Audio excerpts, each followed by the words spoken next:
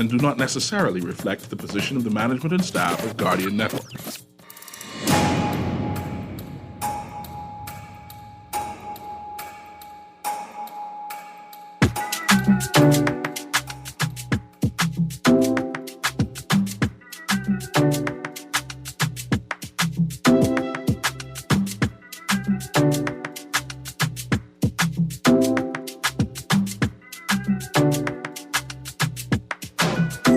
Happy birthday to you. Happy birthday to you. Happy birthday, happy birthday, happy birthday to you. Oh, did I eat up all the food? Did I drink down all the rum sweet? We can scrape it dance all night long to the sounds of the ancient man. Now you done blow your candle, you done look on all your gifts. We done sing a happy birthday and you done made your birthday wish. While my mind asking a question, Lord, I wonder who it will be. You give your first piece of birthday cake too. Oh Lord, my God, I pray that it's me. Oh, they done eat all the food and they done drink on the rum sweet. We can scream me dance all night long to the sounds of the ancient man. Good yawning this morning and welcome back to Guardian Radio 96.9 FM, your station for fresh news, smart talk, and all-day parties. Good morning. On the clock turns 1 year old today, and we are accepting all manner of birthday gift. It don't even have to be for me. We sharing it with somebody who ain't getting nothing for their birthday this year. Ah, boy, good morning, good morning, good morning. I am so happy to be here this morning because on the clock we engage organizations, institutions, social and cultural leaders, and ordinary people to better understand the impact of public policy, private sector development, and emerging social and consumer trends. On the clock, we have conversations that help us understand and navigate a rapidly changing Bahamas. That's right. On the clock turns 1 year old today, and my guest in studio, I am so pleased to have him here. My guest today is Mr. Adrian White, MP for St. Anne's constituency. Good morning, Mr. White. Good morning, Erin, and congratulations to On the Clock. Thank you. The born-in day. Thank you very much. Yeah, man, listen, so people don't know this, right? But this is a perfect guest to have on my show because 175 years ago when Adrian and I was running through our neighborhood, running through the bush, ain't nobody ever thought we would have been on a radio show talking to each other like sensible adults that know how to do adulty things. Oh. Good morning, Mr. White. Good morning, Mrs. Greene. How are you, my dear? I am good, thank you. So listen, we're going to get into this show quickly. I just got a note or two. I have to say good morning and happy birthday to my cousin, Brenda Knowles. Happy birthday. And my cousin made my prom dress for me for 1992, 150, because if we was in the bush at 175 years ago, 120 years ago when I graduated from UC. Happy birthday, Aunt Brenda. Another special occasion and a great school. Yeah, man. QC Comets. Suckers, I know y'all out there doing big things. I seen some announcements this week, and we say congratulations to y'all. Too. In fact, there was a young man. I know that he's a sucker, and he related to good people. I get that part too. Yeah. Anybody big red is good people. Yeah, Big red. They scored one of the highest SAT scores internationally. A young man, I can't remember his name. I just know he's good Bahamian people. I can find him and bring him on my show because one I know that Adrian and I have in common is that we grew up in families and communities that had an appreciation for the importance of education and the culture of education, you know? And so we get big up these young people when they're doing big things. Most definitely. A lot to be proud of in this country. Absolutely. So I'm just going to run through little housekeeping things. And then we actually may talk about one or two of them through the show.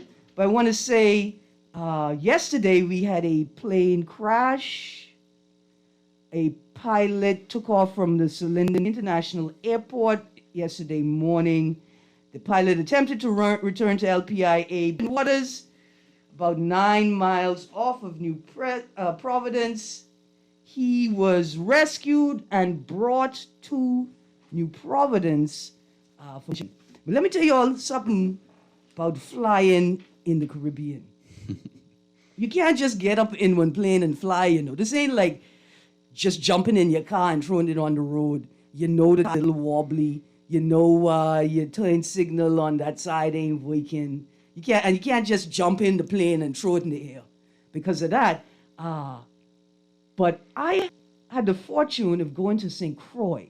And on my way back, going to St. Croix was pretty easy. The plane was a little big, right? But on the way back from St. Croix, they put us so small, you have to line up next to the plane so they could assess your body size. And they're not being rude. They literally have to assess your body size, your weight, but to figure out where to put you in the plane with the rest of the luggage. That's tiny. That's when you put the extra prayer out there. Yes. And you hold your seat arms tight. Yes, buddy, look here. That's when you want Bahamas Air flying you or any Bahamian pilot. Yeah. Right? Flying you. Come late, but you know you're getting home on time. Right. And that's you flying in the Caribbean, in the Bermuda Triangle, in this part of the world, this Pacific part, can be very dangerous. Skilled and experienced pilot. The wind conditions and just how easy it is for a plane to drop out of the air. You realize how important this job is of piloting people, navigating people, and leading them to their destination. We just say thank goodness that pilot survived that crash and was returned to New Providence safely. Like I said, there's some get into them in our conversation. I would like to talk to Mr. Well, in fact, I read it just like I wrote it, right? Mr. White is offering himself for the position of the FNM. Today, I get to ask Mr. White some questions about politics and governance. Now, whether he answers them or not is up to him. I ain't giving him a hard time. I still know his mummy, and y'all know how communities in Bahamian women and mothers go. They pinching. So we're going to have a fun conversation. But Adrian has agreed to play the How Bahamian Are You game show with me today when we ask questions like coat suit or white linen suit. My part to determine just how Bahamian you is. So here we go. Mr. White, I know you. The residents of St. Anne's constituency know you, but please introduce yourself to the wider audience. Erin, I'm 43 years of age. I've grown up in the Bahamas, consider myself an island boy, ran around barefoot whenever I could, traveled throughout the family islands, Exuma. I'm very familiar with Tuckerole, his family, and the success that he's had there. I've been Abaco and Greene Turtle Key, through Rose Island. But once you hit a certain age, you want to be with your older friends and keep up with the goings-on. But the age of 22, so I was called to the bar in the Bahamas very young, back in.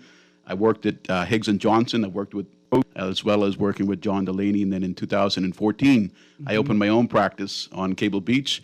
And we now have 3 attorneys under the name of White Law Chambers, myself, Neville Wilscombe, and we have a pupil that's working with us now, Danielle Miller, and 2 great staff. But politically, I'm a member of the Free National Movement Party, representative for St. Anne's, former chairman of the FNM St. Anne's Association, and I'm putting my hat in the ring to run for deputy leader of the greatest party in the country. That's the Free National Movement. The second greatest party in the country, because I haven't launched officially my Chicchani party yet, so you could only claim voice for a little bit. I mean, you could claim it. You say what you want. Yeah, I support the Chicchani movement as well. Absolutely better, because they have Johnson Road on lock. Chicchanis and raccoons, that is. Yeah, good for them. Absolutely. So, you were inducted as president of the Rotary East Nassau Club in 2020, am I correct? I was in July of 2020 and served as president for 1 year. In Rotary, there's a great leadership ladder. Persons come up, persons move on, persons get involved in other community activities while remaining as a Rotarian. The Rotary year is 12 months, and it begins July 1st and ends June 30th. Okay. So I was going to tell you I need you to get back there in Rotary, but then it's a balancing act, right? And you got to, after successfully securing the St. Anne seat in 2021, you got to figure out how to balance these things. So let's get right into that question about balance. I had a list of questions for candidates leading up to the 2022 election, but the Honorable Minister put a fast one on us, and I didn't get a chance to ask all of these lovely candidates, especially the new candidates, these questions. So today I'm going to ask you a couple. All right. Well, I'm still running in 2022, so we got convention in February. Yeah, Yeah, boy, so look here. 2022 election still on the books. I want to ask you some questions about that too. Oh, but let's get to this one. All right. Both politics and governance are a complex series of balancing acts. How will you balance your obligations to the Constitution, to the people generally, to the constituency you serve specifically, to party, and if you have the opportunity, to the PM and cabinet? How are you going to balance these things? Because see, I can tell you, look here, I from St. Anne's, and if you building a mango farm, you need to build it in St. Anne's. And I don't care that Exuma or Andres is the best place for that. Use my MP, and I want you to bring that money to my constituency. And I don't care that there's 1 million raccoon that live in my constituency. How do you say to a constituent like me, man, look here, Miss Greene, I know I have this obligation to my constituency to generate ideas and opportunities, but surely you don't want a 15-acre mango farm in Johnson Road. I want things to be improved for St. Anne's. St. Anne's is often overlooked. We look at St. Anne's as being a safe seat. I refer to it as a sensible seat. But there's a lot of money that comes out of the government budget that goes into different constituencies, and rightfully so. But as the representative for St. Anne's is my priority. And the way that I'm going to balance it is being true to myself. You can't go wrong when you're being true to yourself, and the truth will always set you free. So no matter how complicated politics gets, as a lawyer, I look at it right now, instead of having one client you're taking instructions from and trying to balance a case for, as a member of parliament, you're balancing 6,000 clients, their needs, their interests. And it only gets bigger, whether it's internal politics within a political organization or national politics, when you get a chance to be in government and serve in cabinet. At the end of the day, the way to keep balance is being true to yourself, being authentic. And if you're a good person going in, you hold on to that, you'll be a great person coming out. Mm-hmm. And what do you say to voters, right, that don't understand that, right? Because I can understand when you come to me and you say, now, look here, Ms. Greene, look here, Erin, come on. I could maybe find you an opportunity for a scholarship to go learn how to grow mango, right? I could possibly find a partner in the community to set up a stall for you and others to sell mangoes in our constituency. I could even find an MP from Fox Hill and tell him, look here, I got some people here who want to partner with y'all with a little mango project. But there's no way I could get Ministry of Agriculture to take a project that's designed for a family island and put it in Johnson Road. And Ms. Greene, you know that don't make any sense, right? Like, how do we say to voters, like, look, we need voters to be realistic and reasonable with their expectations of what an MP can do, or what a prime minister can do for one set of people or the whole set of people. Yeah. Well, one good lesson that a lot of constituents have told me, and other persons, I'll refer to Mr. Pratt from Johnson Road, since we're talking about Johnson Road. He got up in my face in a polite way, in a genuine way. He told me, don't make promises that you can't keep. Mm-hmm. And when you're on the campaign trail, people are asking you for this or they're asking you for that. I'm not talking about fridges, just what are you going to do? And then the second you say what your intentions are, you kind of get a reply back, well, don't tell us you're going to do something if you're not going to do it.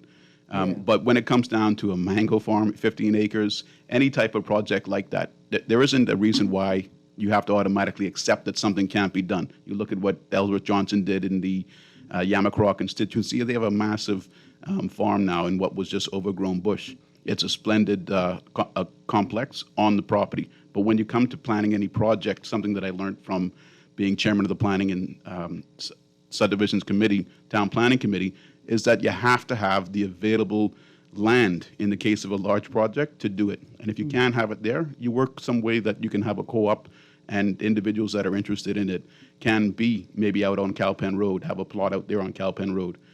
Maybe an existing farmer has a large parcel of land that they can allow sublease plots. And through the Ministry of Agriculture, they may accept that type of arrangement rather than just having a clear block that you can't sublease. Sublease for the benefit of the public. There's always a way to do the right thing, and it just takes an idea and a commitment to make the decision to get it done. So I want to stick a question in here that wasn't on the list of questions. So how you feel about selling islands? I once had to tell a donor in the advocacy world, please don't make fun of the Bahamas and any policy you think we have that is silly. For surely, if I sell an island to somebody, while we may have to go through some negotiations in court over the ownership of the land when they decide to leave, they can't take that land with them. I had to tell it, like, they can't put it in a bag and put it on a plane and or tie it to the back of a barge and take it with them. How do you feel from a leadership perspective, national leadership perspective, about selling land versus leasing land to foreigners? There's an existing amount of fee simple land, freehold land that is no longer crown land. Personally, for crown land, anything activity on it going forward, I feel that it should remain the land of the Bahamas, land for Bahamians. It should remain crown land, and some lease arrangement should be made there. Yeah. Your point about when investors come in and then they go out, they don't take it with them, they leave it here.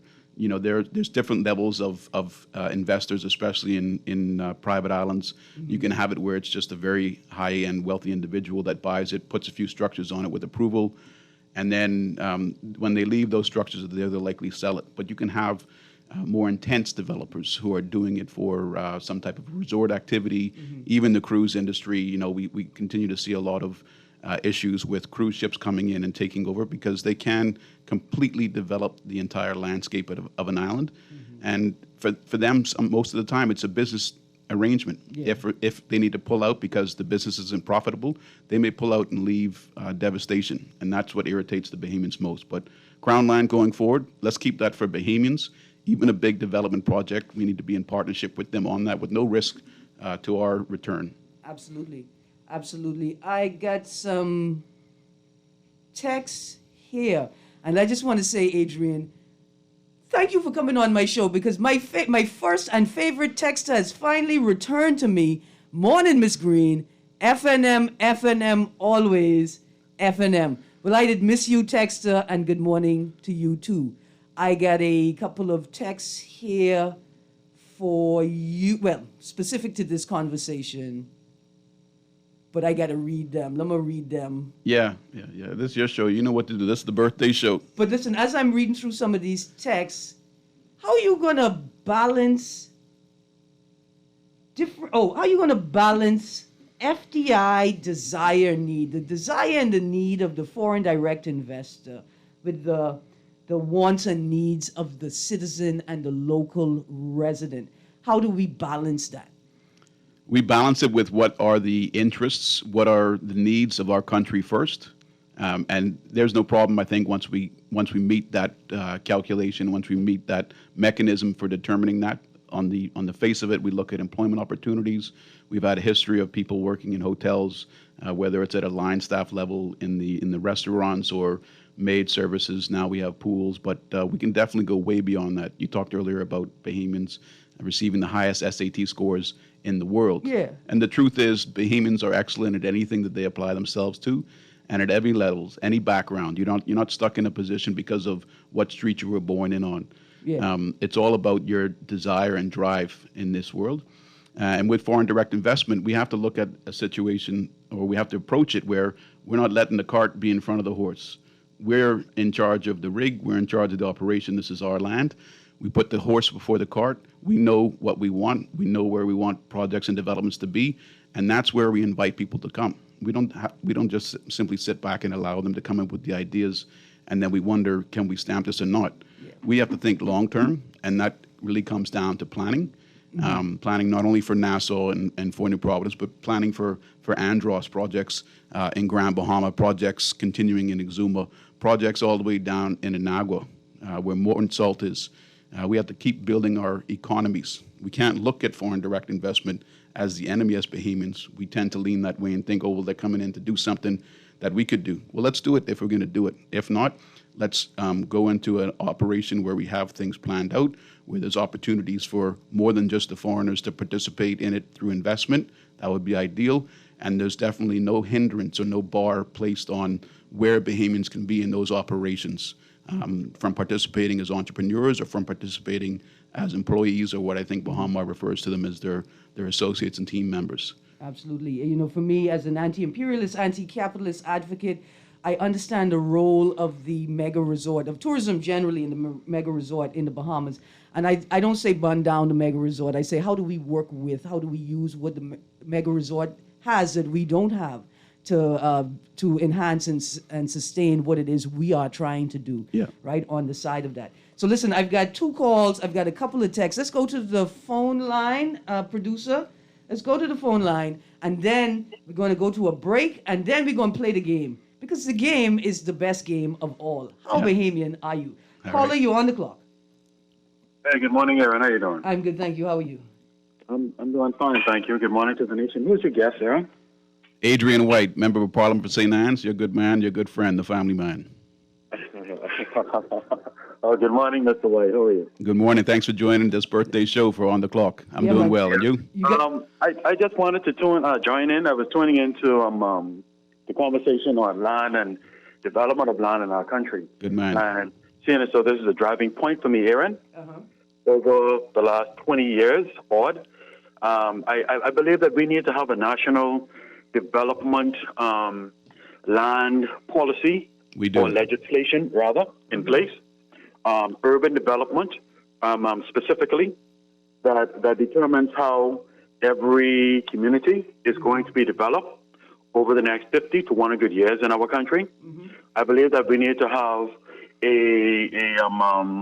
we need to have that bank that was continually promised to the Bahamian people. We need to have that land registry bank in place so that we can identify what land we have available and who owns the land that is out there. And that would tie back into a national urban development plan that should be developed over the next 50 to 100 years. If not, we're simply going to be developing our country on a nick and on a knack, on a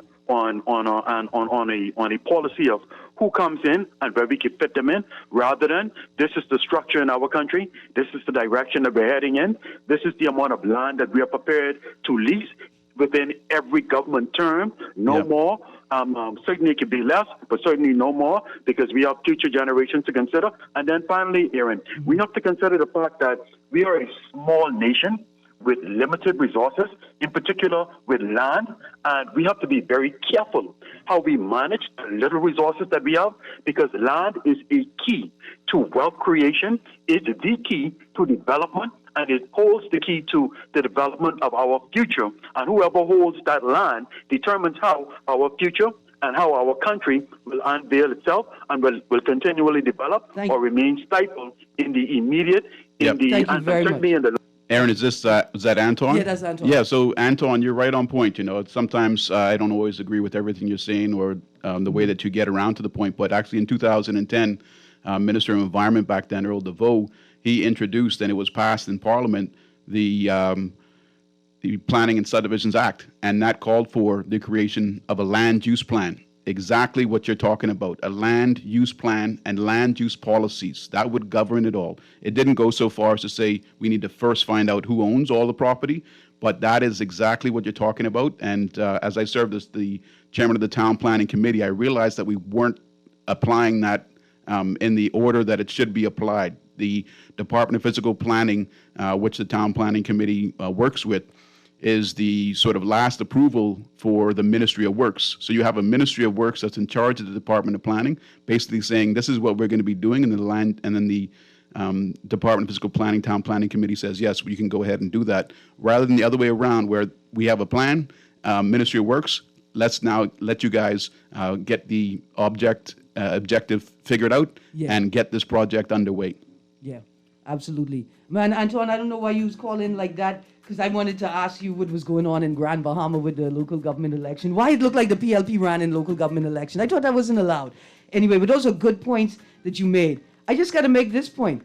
don't say we don't have any land, We got tons of land. Plenty land. Don't mind the former prime minister. See, I think he owed somebody some money, and they was coming to collect, and he just panicked, and he said, look here, we don't have no land. I have nothing I could give you, right? I think that's what happened. But don't be fooled by that myth. We have 3,000 rocks, keys, and islands. Don't mind the 700. It's just like Mr. White says, a matter of determining what we're going to do with those rocks and putting together a national strategy to push forward with. But that's my music. We got to go to a break. And then when we come back, Mr. White Boy wanted to play this game, but we got questions. We got questions. We got more questions? Callers. Yeah, man. Oh, They boy. fun questions, man. All right. They are fun questions. This a party or what? Yeah, they ain't hard like drums and cowbell or sugar apple and soursop.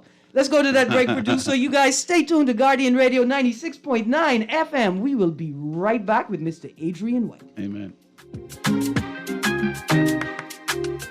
Grand Bahama, it's time to read all about it once again, as the Nassau Guardian starts a weekly Grand Bahama news supplement each and every Tuesday starting February 8th. Learn more about advertising opportunities in the Grand Bahama news supplement by calling Barefoot Marketing at 727-9515 or 827-4578. Grand Bahama, make sure you get your Nassau Guardian daily and grab your Grand Bahama news supplement each Tuesday to keep up with all the latest Grand Bahama news. Like what you're hearing on the show? Want to support the conversation? Sponsor On the Clock today. Call Janet Lees at 302-2304. That's 302-2304. Be the solution. Sponsor On the Clock with Erin Greene, where she dissects, we discuss, and you decide. The new Guardian Radio app is here. Listen live to all our Guardian Radio shows and live video stream select programs in our studio. Get information about Guardian Radio shows and our hosts. Send messages, including text, email, and even call. All from our amazing new Guardian Radio app. Download it free today in your App Store for your Apple device or Play Store for your Android device. The all-new and improved Guardian Radio app. This is Guardian Radio 96.9 FM. Fresh news, smart talk, all day.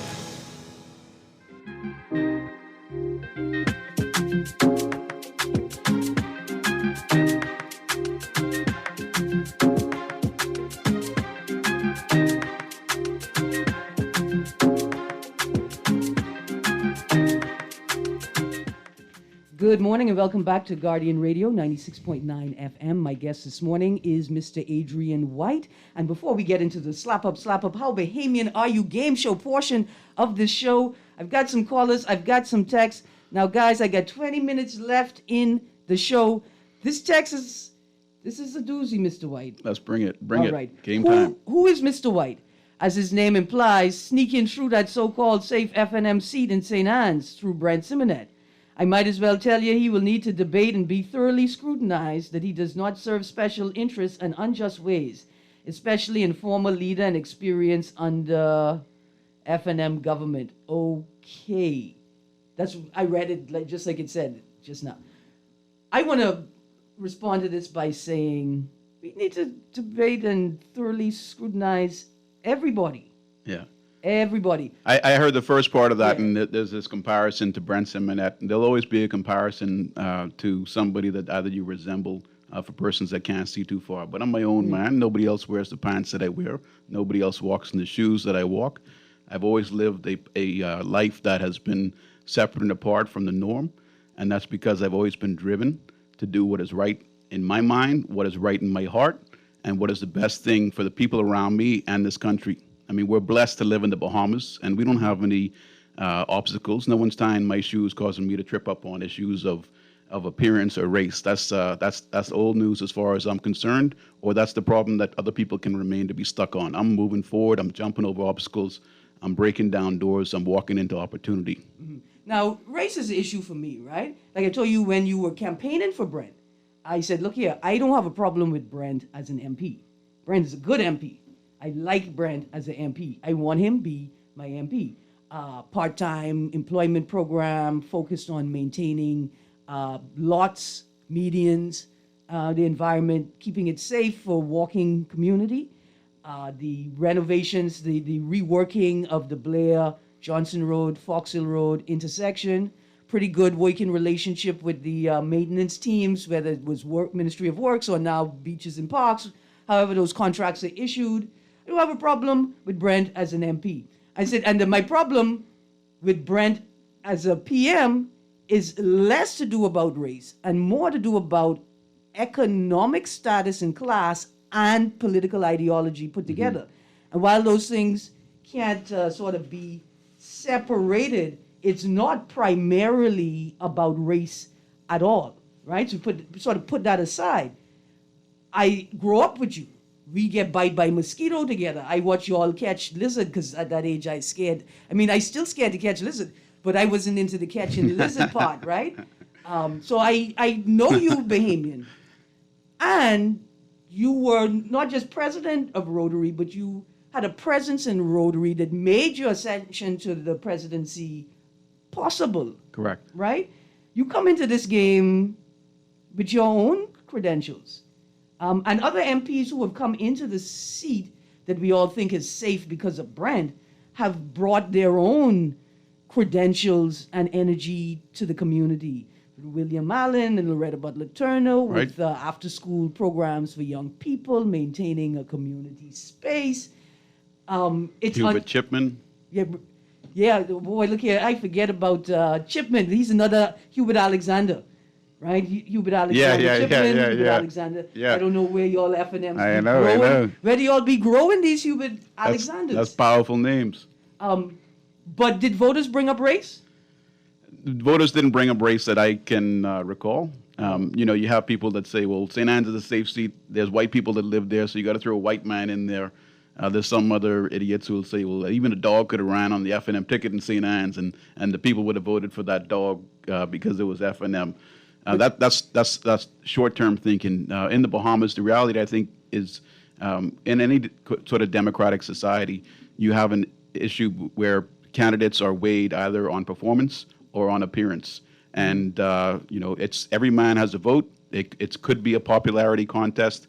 It could be, and that popularity contest could be determined just based on how you look. I mean, you could be a big fat man, and some people say, oh, this fellow's unhealthy. Or you could be a white man in the Bahamas, a minority. It doesn't make a difference. But listen, wherever we are, we only focus on what we do in the Bahamas because we're Bahamian. But the issues of appearance in politics ways across the world. I think when it comes to politics, you elect people either to be members of parliament and backbenchers, or you elect people to govern your country. And if you're looking for governance, you should be paying attention to performance. Absolutely. Amen. Absolutely. I was going to say, I heard a rumor early in the election talks that they were going to send Renwood Wells, former minister, to St. Anne's because it's a safe seat. And sensible seat. A sensible seat. I quickly told people, look here, I don't think it would be wise to do that to the voters of St. Anne's constituency. I don't think you've read them properly. They're not just voting F&M. No. And for me, in my considerations, right, I am tired of parties that put no effort into St. Anne's because they think it's a safe seat. Like you say, it's a sensible seat, and that's why people keep running with it. If you don't send anybody in to oppose, then who are we to vote for? Yeah. Right? I mean, that's a bit of personal politics. Yeah, we have to pay attention to what we're doing in this country as well. We can't oversensitize issues. We can't make things more complex or complicated than they actually are, because people will lose interest when they can't keep up with where they should be going or what they should be doing. You see that in attendance in our churches. You see that in attendance at our polling divisions on election day. People fought extremely hard for the right to vote in this country, and many people, even some of the younger generation, some of the older generation, that said, I voted enough, I've worked the polls enough. They're not paying attention to who they want to govern this country. And, sometimes sooner than later, it's clear the result of lack of attendance brings poor decisions in governance. Yeah, indeed. I'm going to tell you, y'all cheapest y'all vote for the Chick Johnny party, because Chick Johnnies don't pay attention to your needs anyway. Yeah, but right? you'll never see those Chick Johnny politicians. I mean, but how will it be different? How will it be different? And that leads me to, how are you going to maintain the is it one or two constituency offices in St. Anne's? It's one constituency office, it's one law office, but both are in St. Anne's because I'm invested entirely in my constituency. In addition to living there, I work there, and I hold my office there. and I'm driving about. I'm walking around. I'm in the constituency regularly. It's my home. So, dear FNM, I a little mad at y'all that y'all trying to take my good MP away from me, right? Because I like MP that's present in the community, can be found, can be asked questions, but this role of deputy leader will keep you very, very busy. Okay, I got to manage this time, Mr. White. We're going to take one more call, at least one more call. Dear caller, if you keep it short, I could take a second caller. Let's consider that. Caller, you're on the clock. Yes, thank you. Good morning. Happy birthday. Hi, thank you. And your guest is very articulate. I salute the young man, and I wish him all the best. Thank you, sir. Thank you. Thank you very much. Absolutely. One more caller. Caller, you're on the clock. Hello? Good morning. Good morning, Erin Greene. Happy birthday. Well, it's on the clock's birthday. Okay. It's Erin. Wait, Yeah. Mr. Adrian White. Yes, sir. Yes, sir. God bless you. This is the elephant in the room. Now, the part of your party that I don't really kind of agree with, UBP. Is my party your party? No, not really. Which party is your party? Not that you do this. Which party is your party? Denounce the UBP racist party, and according to the 67 Royal Commission. What's your name, my good friend? What's your name first? I mean, you jump in with elephants and you serving out racism already. The part of the no, that's fine. That's fine. I mean, but hold on. What's your name, my good man? Publicly denounce them because we know they were racist. We got your question. According to the 67 Royal Commission. I don't understand this question. They took Crown Land contracts and sold it back. Producer, I just dropped that call. I'm going to make sure we do it properly. Dear caller, I think that's Robert, but I'm not sure. Man, Robert, that's a rough question. It's not fair. It's not refined. It's slightly ambiguous. And this boy is only 44. Now listen. 43. 43. Happy birthday. Right? So, look here. That's like how you always tell me I'm a PLP because a lot of my family members are publicly known PLPs. I don't know if it's fair to cast that on Mr. White personally. Yeah, and that's if that was Robert, that's Robert's issue. Robert's still talking about UBPs. Robert's still talking about racism of UBPs. It wasn't only white people voting back in the day, and I don't have nothing to do with the UBP. The UBP was only in this country for a very short period of time. The PLP was founded before the UBP. The UBP came into existence, and then it disbanded. And it disbanded because it knew what was, it agreed with the movement that was happening in this country, representation by the majority, and it disbanded in the best interest of the people. And that's who it represented for the brief time, whether you disagree with the way they represented or what they did. I don't condone the way things were done in politics back then. Same way I don't condone many of the things that are done in politics today. But I'm getting into politics now. I'm getting into the deputy leadership role with the support of the people, with the support of the Free National Movement. I'm going to change politics in this country with our great leader of the Free National Movement Party right now, Mr. Michael C. Pintard. Boy, look here, I thought you said with the great leader, Erin Greene. That's Tech Johnny Party. Yes, my bad. Yeah. But listen, we cannot deny, though, that we do have an economic system. Well, we have a system that doesn't enable or allow full participation in the economy. Yeah, that's capitalism. But that's what I tell people, right? I mean, as a lawyer, many Bahamians would have said, we have the right to vote. We're going to get our children in the best schools. We want them to come back as lawyers, doctors, and accountants. When I was called to the bar in 2001, the lawyer number that was given to me was 554, and since 543. In the next 10 years, that number was up to 1,000. I started off my first 3 years salaries around $23,000, $25,000. It's not what I expected as an attorney. There's no easy road to it. I attended recently the funeral going home service for Wade Sands, the guy from Friendly Ford. He started selling Tribunes for 1 cent, and then he was a messenger boy here and there. He got a good opportunity, surrounded himself by the right people, good Christian people. And he had a good partner that he was partnering with for 50 years. But when he made a presentation at one of the schools, I think it was right there on Shirley Street, he held up 3 placards that identified the keys to success in life. The first one, he held it up, it said work. The second one, he held it up, it said work. The third one, he held it up, and it also said work. So stay where you are if that's how you want to be, or work and change your future, change your trajectory. Now, Minister Darville, this week or last week made reference to amendments to the Mental Health Act after witnessing an explosion, and that's my language, of people who are visibly in need of help and support, right? Whether mental, physical, financial. Work. I understand that. Trust me, for me, Family Island vision and determination and discipline is what we need to drive this country, an island country state forward. Are we providing our workers, the people who drive this country, with the support that they need to deal with a multitude of issues that they face, whether it's psychological, for instance, being working in the tourism industry and feeling like you just serving people who want to invisibilize you, or whether it is literal back-breaking work, or if you a police officer or immigration officer or defense force officer and you need access to psychosocial services because of the things that you experience and witness on the job. Are we doing enough, and is the state looking out for providing sufficient oversight for the workers of the country? We're doing more. We're doing more than what we've done before. Political ideologies, I'll say that I'm a conservative. I like the family values. That's the center. Church, responsibility for oneself, but I'm also progressive and in a way that I want us to continue to improve. And we have legislation in place. As a parliamentarian now, there are a lot of days, weeks that go by, and we're not debating any legislation. We have a policy where, as legislators, as parliamentarians, we're going to contribute a 30-minute contribution. That's 39 people giving a 30-minute contribution.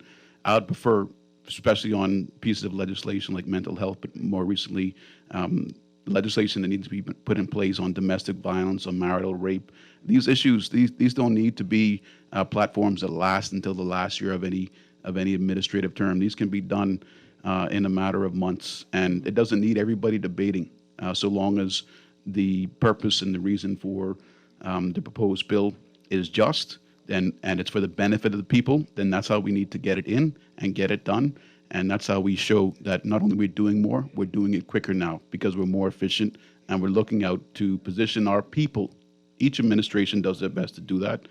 I can't take credit for the amount of scholarships given at PTVI and at University of Bahamas under the last administration, but those things, they work. We just need to continue to take care of our people so that they can take care of all of us, even family members that have elderly disorders or mental deficiencies, mental issues, and it comes at all times. Stress is hard for us all to take, but you made a comment about serving people that see you as invisible. The people that count on whether they see you or not is your family. You don't have to worry about people that are giving you money for doing the job. If they see you or not, that don't matter. Get your money, do your work, take pride in the effort you put in, contribute to society, and be a good husband, be a good mother, be a good son, be a good daughter, be a good parent. Yeah, be a good community member. Yes. Absolutely. So listen, I've got text callers. I can try get you. I got a ton of texts, and I even get to ask my own questions. Like the question I wanted to ask you is, rock music or country music? Rock music, and the best song was with Tony McKay, Exuma. Yeah, so that's how I know you use young people cheering and not old people cheering, because old people cheering will say country music, right? Yeah. And so the young people don't know why we have these links to country music and rock music the way that we do. Yeah. And it's not because of whiteness, right? It's because of the way the radios worked. Yeah. And what we had access to. You rock to work. Whatever your rock music is, rock can bring up the intensity. You get pumped to get into work. Country music will take you home. Jesus, take the wheel. Ah, boy, listen, the Family Island people love upper country music, and I couldn't figure out why, right? You go to summer camp, and always playing country music. But that's how I know you use young people. Yeah, well, cheering. we love gospel music. We love religious songs. We love that peace that comes across through the melodies. Yeah. That's what we do in church when we go to church on Sunday. That's what country music brings across too. You go to church on Sunday? As many times as I want. I probably balance that the same way I balance my family life and my political life and my work life. Everybody gets a little bit, but not everybody's getting it all. Right. As a younger generation parent, you make your children go to school, go to Sunday school and go to church with you? No, not right now. Okay. Before COVID, yeah. Okay. Yeah. Absolutely. Look at your end. I'm going to set you up. They have virtual Sunday school. Y'all could still go. And it just be fun. Yeah, you need it. All right, I got somebody here who heard our earlier conversation. They say, CC Sweet and Cobras for life. Y'all comets and suckers can't have it all. Text here says, Erin, ask Adrian, would he publicly, denounce the UBP? Happy birthday on the clock, and your guest is very welcome. Well, the audience says, you are welcome, and thank you for joining us. Another text here says, no, Erin, you are not a PLP. You just benefit greatly from your family being PLP. How you speak on your show shows you are hard FNM. Just admit it, be real. But I tell you what, I am privileged, right, to benefit from the lives, lived experiences, and the generosity of a plethora of Bahamians. Yep. It don't have to, ain't nobody ever look at me and say, oh, you's a PLP, we can't pour into you, or oh, you's a FNM, we can't pour into you. And even as relationships change in the community, the neighbors, parents looking at you like, oh, these bad-head children, and even now they still trying to pour into you. Yep, radiate positivity and move yourself towards positivity. All right, let's get to these texts. Miss Greene, give age, please. But no, the show is 1 year old. The show is 1 year old. Great show as usual. Tell Miss Greene I could beat her making lemonade, and you are guaranteed 2 votes next election, Mr. White. Amen. God bless that texter. Miss Greene, Mr. White is probably not familiar with your spoiling the ballot theory. He is very familiar because I ply him with every time I see him, I flag down his truck to tell him about it before the election. Texter says, Mr. White is a good talker. I think he meant to say you're very articulate. That's how we say it. That's all right. I prefer layman terms myself. Yeah. We will do you a favor and allow you to keep your MP. We are voting for Shannon Dawn Cartwright. Good. So Shannon Dawn's running for leader? I don't know who that is, but it's good that the FNMs, because the FNMs, the delegates, the MCMs, the former leaders, deputy leaders, prime ministers, they're the ones that are going to be voting. Yeah. And Shannon Dawn's a great guy. So anybody that's going to vote for Shannon Dawn, I support them 100%. I want you to give me a hug next time you see me and make a donation to my St. Anne's campaign if that's where you want me to stay.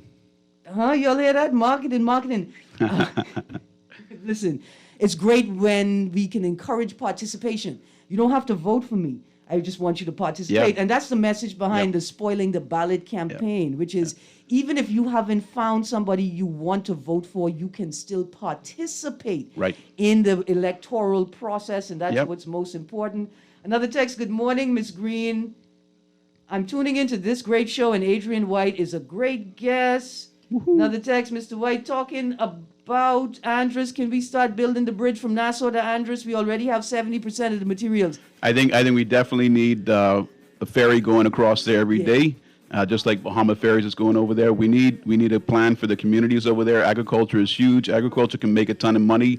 Last administration, Pintar tried to ensure that hotels were buying a percentage from our Bahamian market. You got Chick Charney Farms. Absolutely. The Chick Charney Party, they're doing great work. Strawberries, everything. Separate Chick Charney. Separate and apart. But the Chick Charney people, they know you unless you want to know if they know each other, then maybe they don't know each other. Yeah, man. That's Chick Charney from the north, and I am Chick Charney from Fresh Creek. Yeah, Listen, Chick Charney's. Mr. White, we are all out of time, and it is also Mr. Leon Miller. You didn't even put any boiled fish questions to me. But this is it. Look here. Just very quickly. Fried fish or steamed fish? Fried fish. You are not a cultured gentleman. Movies or Ride Out West? What's your favorite? When I was young, it was a ride. Now it's movies, baby. Ah, boy, that old age. Major Junkanoo group or scrap group? Major Junkanoo group, but there's nothing better than scrap music in the entire world. That's Bahamian. That's Absolute Spirit, the greatest scrap group in the whole world. The history of white people, Junkanoo, in the whole world. And I only say that because we have a number of white Bahamian members. Yeah, Bahamas is white people and black people, non-stop. Nothing but love. A mixture of culture and diversity that builds this place. And listen, we's Bahamian. If you got culture, we can keep it and make it ours. Yeah. You can't keep it for your own. Last question.